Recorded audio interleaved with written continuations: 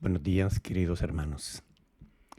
En esta mañana me gustaría meditar en Romanos capítulo 10, versículos del 8 al 9. Dice la palabra del Señor: ¿Mas qué dice?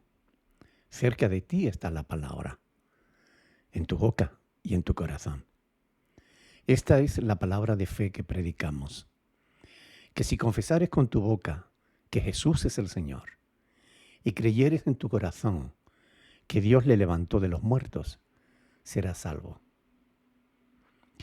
Esto quiere decir que Pablo está diciéndole a los cristianos de Roma que el mensaje de Dios estaba cerca de ellos, en su boca y en su corazón. Y ese mismo mensaje es el que él predicaba, que deben confiar en Dios. Pues si reconocen con su propia boca que Jesús es el Señor y creen de corazón que Dios lo resucitó de entre los muertos, entonces se librarán del castigo eterno que merecían. Como saben, los predicadores calvinistas como Paul Basa enseñan, bueno, y otros muchos, enseñan que no es correcto recibir a Cristo, ni es necesario hacer ninguna oración pública de fe.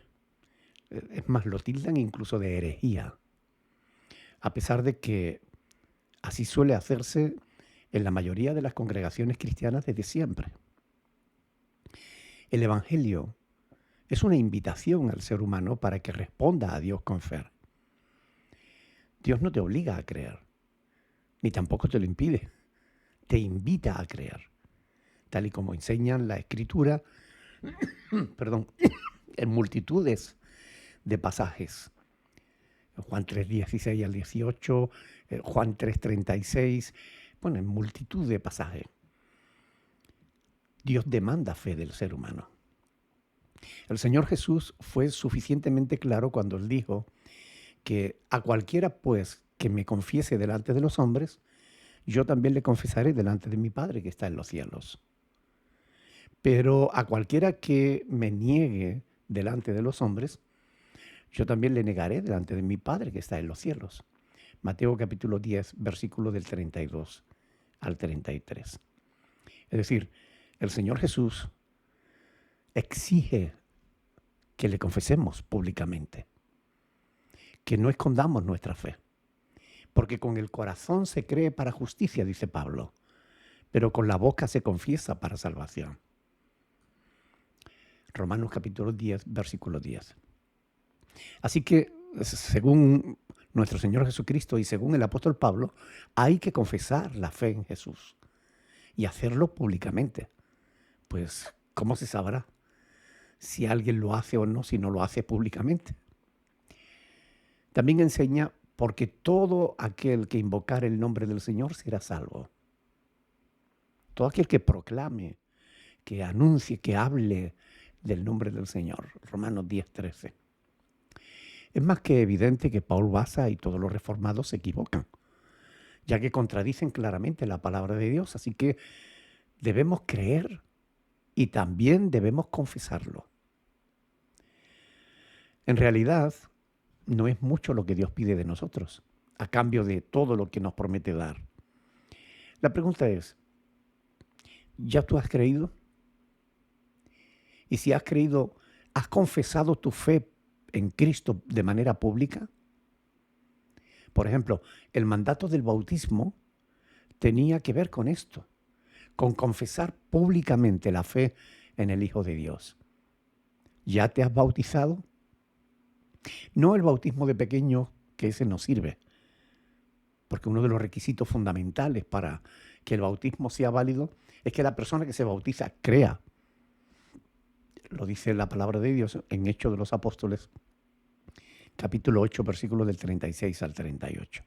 Si crees de todo corazón, bien puede.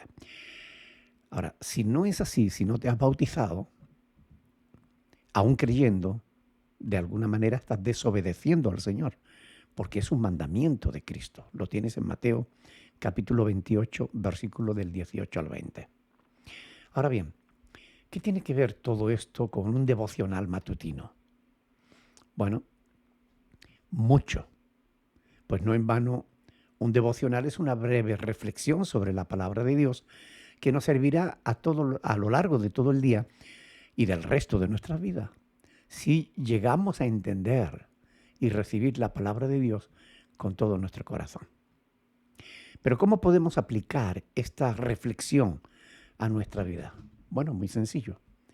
Si hoy o mañana Dios te da la oportunidad de confesar tu fe en Jesús, no te calles. No ocultes tu fe en el Hijo de Dios.